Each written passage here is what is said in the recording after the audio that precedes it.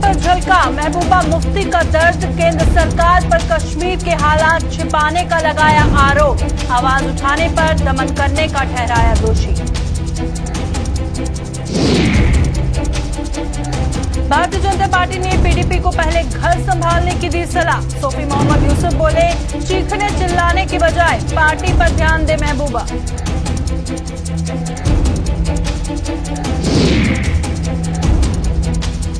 घराना वेटलैंड मामले पर और गरमाई राजनीति, भाजपा ने भी कार्रवाई को बताया गैर कानूनी, पीड़ितों को जल्द मुआवजा देने की उठाई मांग।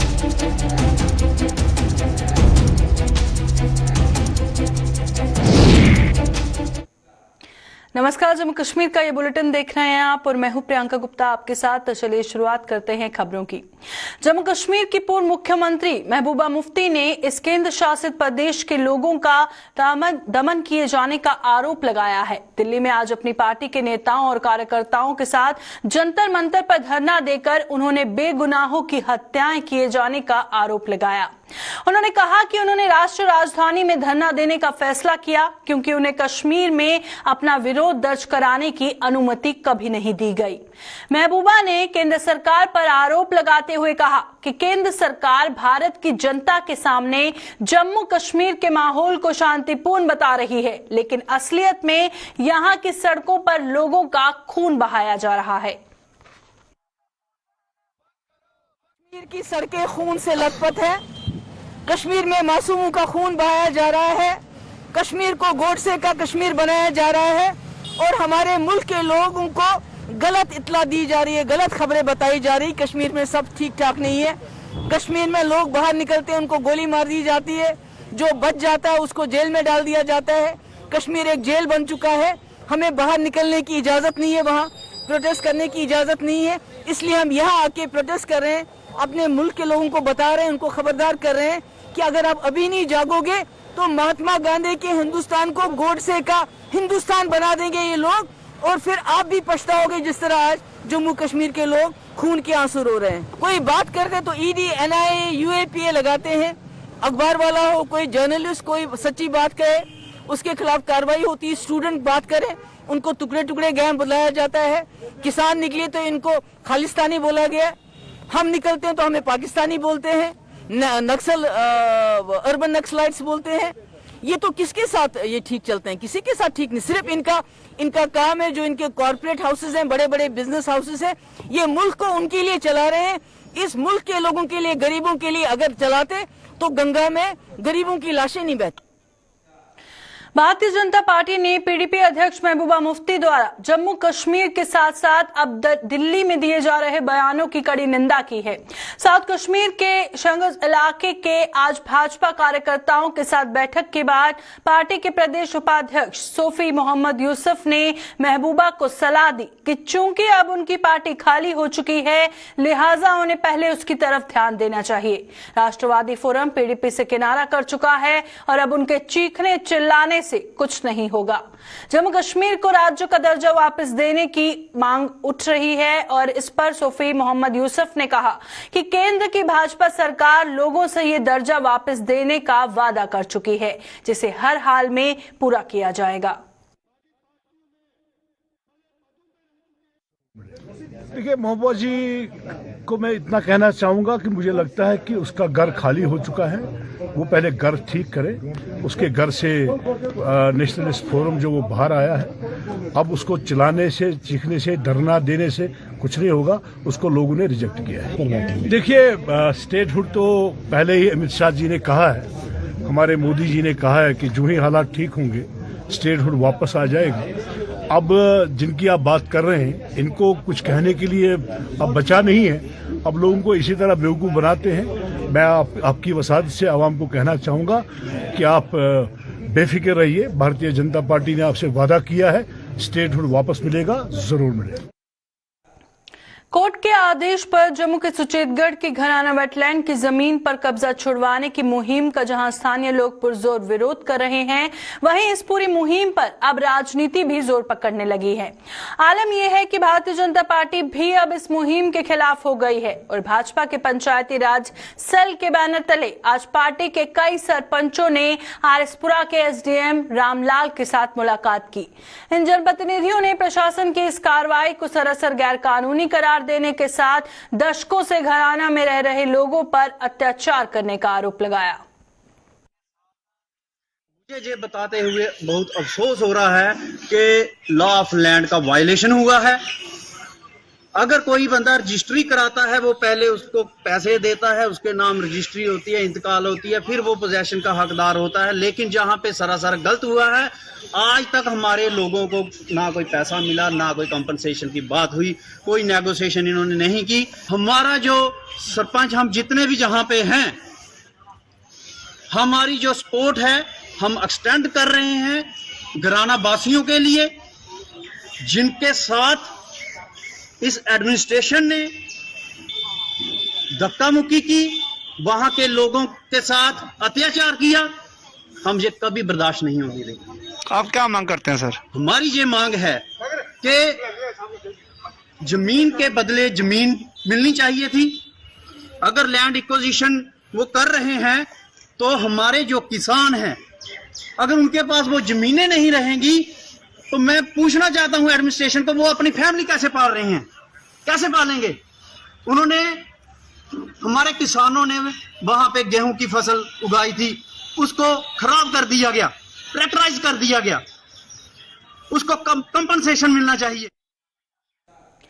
कश्मीर घाटी को डोडा से जोड़ने वाली देसा कपरन सड़क की मरम्मत न किए जाने पर स्थानीय लोगों में बेहद रोष है।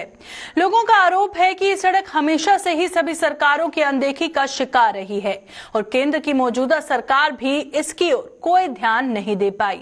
सरकार ने कई नई सड़क परियोजनाएं शुरू की, लेकिन इस मार्ग के बारे में कोई फैसला नहीं लिया गया, जो सरासर गलत है। यहाँ पे नितिन गडकरी साहब यहाँ आए थे, उन्होंने भी ये उनके सामने ये मसला रखा गया था कि डोडा देसा कपरन रोड जो है बड़ा अहम है, बहुत वास्ट आबादी है, बहुत वसी आबादी है, वसी इलाका है। लोगों की उसकी जो मतलब इकनॉमिकल हालात, लोगों की जो माशी हालात, इक्तिसादी हालात थे, वो सुधर सकते थे, लेकिन बदकिस्मती से उस रोड को हमेशा पीछे धकेला गया और नई रोडें यहाँ पे शुरू की गई, जिनका कोई मतलब उतना फायदा नहीं है लोगों को जितना फायदा इस रोड के साथ है। बाबा साहेब बी.आर. अम्बेडकर की 65वीं पुण्यतिथि पर आज देश भर में उन्हें याद किया जा रहा है। दलितों और निचली जातियों के अधिकारों के लिए, छुआछूत और जाति भेदभाव जैसी सामाजिक बुराइयों के खिलाफ संघर्ष करने के साथ साथ भारत के संविधान को तैयार करने में अपना महत्वपूर्ण योगदान दिया था। जम्मू में भी आज जगह जगह आयोजित कार्यक्रमों के दौरान उन्हें नमन किया गया और भाजपा के एससी मोर्चा जम्मू के मेयर चंद्रमोहन गुप्ता, बहुजन समाज पार्टी के जम्मू के सतवाई स्थित कार्यालय में राज्यसभा के पूर्व सांसद अवतार सिंह की मौजूदगी में बाबा साहेब को भावभीनी श्रद्धांजलि दी गई। काफी कम समय, लगभग 65 वर्ष हमारे बीच में रहे, लेकिन मेरा मानना है कि उनका कार्यकाल, उनके जीवन का पूरा कार्यकाल जो है अनटचेबिलिटी के विरुद्ध लड़ाई लड़ते हुए, और जो देश का संविधान उन्होंने लिखा है 370 के विरुद्ध लड़ाई लड़ी है, उसके लिए उनको याद रखा जाएगा। आज हम सब ने मिलकर भारतीय जनता पार्टी के पंडित प्रेमनाथ डोगरा भवन में उस महान विभूति को श्रद्धांजलि दी है। हम सब के लिए वो प्रेरणा के स्रोत थे। हम सब उनके बताए हुए मार्ग पर चलें। उनकी सोच आज जो देश में नरेंद्र भाई मोदी जी ने सभी लोगों के सामने पंक्ति में खड़ा अंतिम व्यक्ति, उसको भी उसका हक मिले, मेरा मानना है कि इन्हीं महान विभूतियों द्वारा दी गई सोच थी। हम सब आज उनके चरणों में ऐसी मोर्चा के द्वारा कार्यक्रम जो रखा गया है उनमें नमन करते हैं और उनके बताए हुए मार्ग पर सब चलें। इसी से प्रेरणा लेकर हम सब संकल्प ਜਿਹੜਾ ਬਾਬਾ ਸਾਹਿਬ ਡਾਕਟਰ ਅੰਬੇਡਕਰ ਨੇ ਕਿਹਾ ਸੀ ਕਿ ਇਹ ਕਾਰਵਾ ਮੈਂ ਬੜੇ ਦੁੱਖਾਂ ਮੁਸੀਬਤਾਂ ਨਾਲ ਬੜਾ ਸੰਘਰਸ਼ ਕਰਕੇ ਇੱਥੋਂ ਤੱਕ ਲੈ ਕੇ ਆਇਆ। तो मेरी अपने अनुयायियों ਨੂੰ अपील है कि अगर इस ਨੂੰ ਅੱਗੇ ना ले जा सके, कम से कम पिछे ना जान देना। तो बाबा साहब डॉक्टर अंबेडकर ने कहा सी कि political power is the master key with which we can open the lock of every problem, कि राज शक्ति एक ऐसी चाबी है ਜਿਹਦੇ ਨਾਲ हर समस्या का ताला खुल सकता है। तो बहुजन समाज पार्टी अज के दिन ते इस संकल्प करके बहुजन समाज पार्टी के वर्कर समर्थक जाणगे कि आने वाले समय जदों भी जम्मू कश्मीर दे विच इलैक्शन आएगा तो जम्मू कश्मीर दे विच डॉक्टर भीमराव अंबेडकर साहब के सुपनियां की सरकार बनाना अज बाबा साहब नूं सच्ची सुच्ची श्रद्धांजलि होएगी। जो भारतीय जनता पार्टी ने 370 नूं खत्म करते वक्त कहा सी कि वन नेशन वन कॉन्स्टिट्यूशन, बड़ा अच्छा है कि हम बाबा साहब को याद करते रहे। बाबा साहब ने जो देश के लिए, जो समाज के लिए, जो गरीब के लिए, जो पिछड़े के लिए, जो दलित के लिए जो काम किया है, इस देश के लिए बराबरी का हक दिया, सबको इक्वलिटी दी है, महिलाओं के लिए, बच्चों के लिए, हैंडीकैप के लिए ऐसा संविधान बना के हमें दिया इस देश को। ऐसा उनको कहा, जिंदगी क्या बोलते हैं उसको, आखिरी जब तक ये कायनात रहेगी तब तक बाबा साहब को याद किया जाएगा। दूसरी ओर जम्मू के साथ साथ संभाग के अन्य जिलों में भी आज बाबा साहेब भीमराव अंबेडकर की पुण्यतिथि पर उन्हें याद किया गया।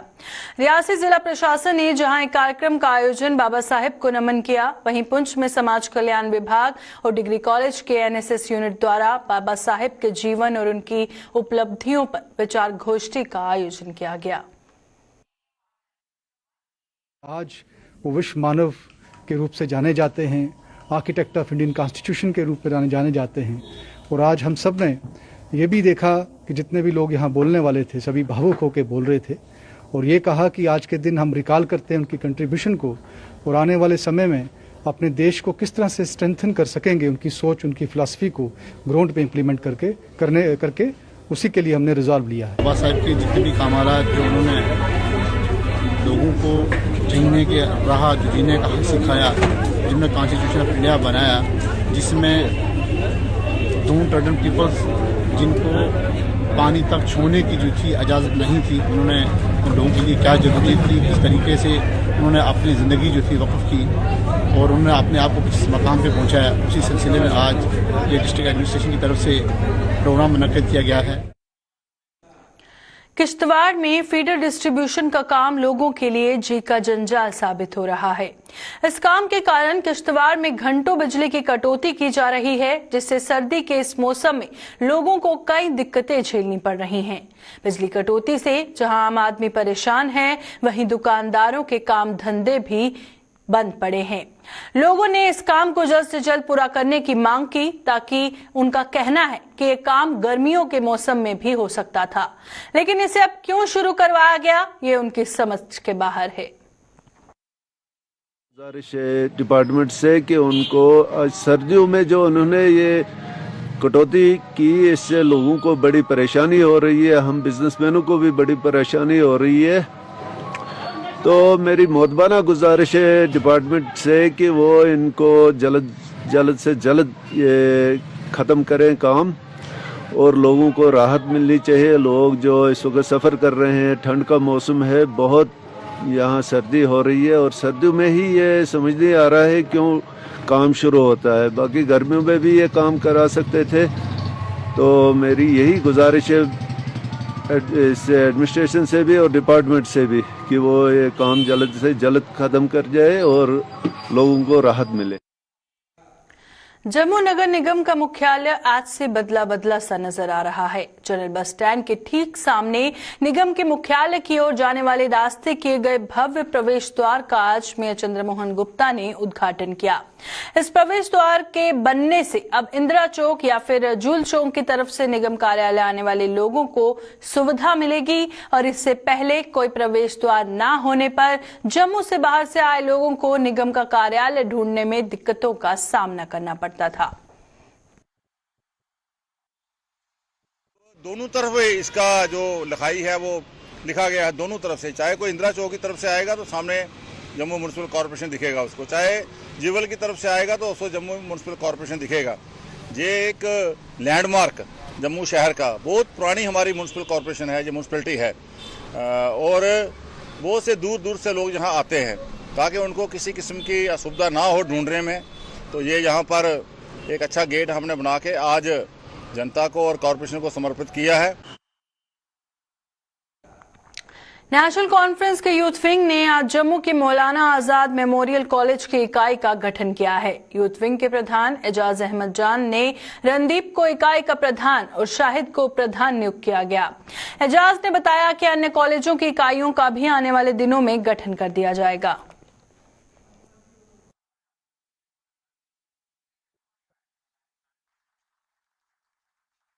सबसे पहले मैं दो जो हमारे एमएम कॉलेज के एक प्रेसिडेंट और एक वाइस प्रेसिडेंट जो हमने यहाँ पे बनाए हैं, रणदीप जी और शाहिद साहब, इनको मैं अपनी तरफ से और पूरी नेशनल कॉन्फ्रेंस की तरफ से मुबारकबाद देता हूँ। आज जो हमारा स्टूडेंट विंग है एमएम कॉलेज का, जिसके लिए हमारे जो सीनियर थे उन्होंने एक डिटेल डिस्कशन करके कॉलेजेस में वो अपना रोल अदा किया है, और ये जो कमेटी है इसके नीचे जो ये बाकी जो मेंबर्स हमारे बनने हैं उसके लिए इन्होंने एक हफ्ते के लिए कहा कि एक हफ्ते के अंदर पूरा कंप्लीट करके, और बाकी भी जो कॉलेजेस हैं जम्मू के वहाँ पे और यूनिवर्सिटी के अंदर जो है हमारी टीम्स जो है वो बन जाएंगी। पुलिस विभाग में सेवाएं देकर रिटायर हो चुके नॉन गस्टेड स्टाफ ने उनके साथ इंसाफ न किए जाने की मांग को लेकर जम्मू में आज फिर से प्रदर्शन किया। इन लोगों का कहना है कि 1996 से उन्हें रिटायरमेंट के दौरान मिलने वाले लाभ से वंचित रखा जा रहा है। आलम यह है कि उनके कुछ साथी इस दुनिया से चल बसे हैं और कुछ बीमार पड़े हैं, लेकिन इसके बावजूद उन्हें वादों और झांसों के जाल में उलझा कर रखा गया है। हमारा जो देराना मसला है 1996 से लेकर 17/10/14 तक ये 3 ग्रेड रिवाइज हुए हैं। इन तीनों में हमें एसआई हेड कांस्टेबल को इनके ग्रेडों से वंचित किया गया और इसका हमें किसी को फायदा नहीं हुआ। तो उसी संदर्भ में आपके माध्यम से ये गवर्नमेंट तक ये बात पहुँचाना चाहते हैं कि भाई ये हमारे इस देराने मसले को हल किया जाए और हमारे साथ इंसाफ फरमाया जाए। हमारे जो आधे साथी इस दुनिया से चल बसे, बाकी कोई बीमार बेडों पर पड़े हैं, तो हम ये चाहते हैं कि भाई कम अज़ कम हमारे साथ इंसाफ किया जाए। लारे वादे और झांसे देकर आज तक सब लोगों ने हमें टाइम किल किया। तो अब गवर्नर साहब से ये दरख्वास्त है कि इस देराने मसले को क्विक एक्शन लेकर इसको हल किया जाए, ताकि ये जो ओल्ड एज सीनियर सिटीजन है सफ़र ना करें। शिवसेना बाला साहेब ठाकरे की जम्मू कश्मीर इकाई ने जम्मू नगर निगम की जगह जगह खोल रहे ओपन जिम खोलने की मुहिम पर सवालिया निशान लगाते हुए जम्मू में आज नगर निगम कार्यालय के बाहर प्रदर्शन किया। शिवसेना का कहना है कि इन सभी जिम पर ट्रेनर की व्यवस्था न होने से ये लोगों के स्वास्थ्य में सुधार की बजाय घातक साबित हो रहे हैं और यहाँ कोविड एसओपी की भी जमकर धज्जियां उड़ाई जा रही हैं। इकाई के प्रधान मनीष शर्मा ने फिलहाल ये मुहिम बंद करने और अभी तक खोले गए सभी जिम पर ट्रेनरों की व्यवस्था करने की मांग की है। एक ओपन जिम लगाने की जो होड़ सी मची है, हर गली पर हर चौराहे पे ओपन जिम लगाए जा रहे हैं। 50 जिम लग चुके हैं और 25 और लगाने अभी बाकी हैं। यानी लगातार जिम की होड़ मची हुई है लगाने की।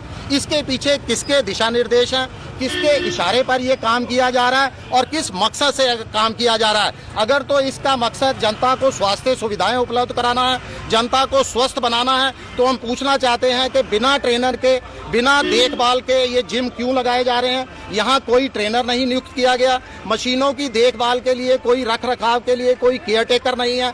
तो स्वास्थ्य जितना सेहत के लिए एक्सरसाइज लाभदायक है, उतना गलत तरीके से किया गया व्यायाम घातक भी है। तो हमारी मांग है कि जितने भी जिम लगाए जा रहे हैं उस रणनीति पर अभी लगाम लगाई जाए और जो जिम लग चुके हैं वहां पर ट्रेनर नियुक्त किया जाए ताकि जनता इसका भरपूर फायदा उठा सके।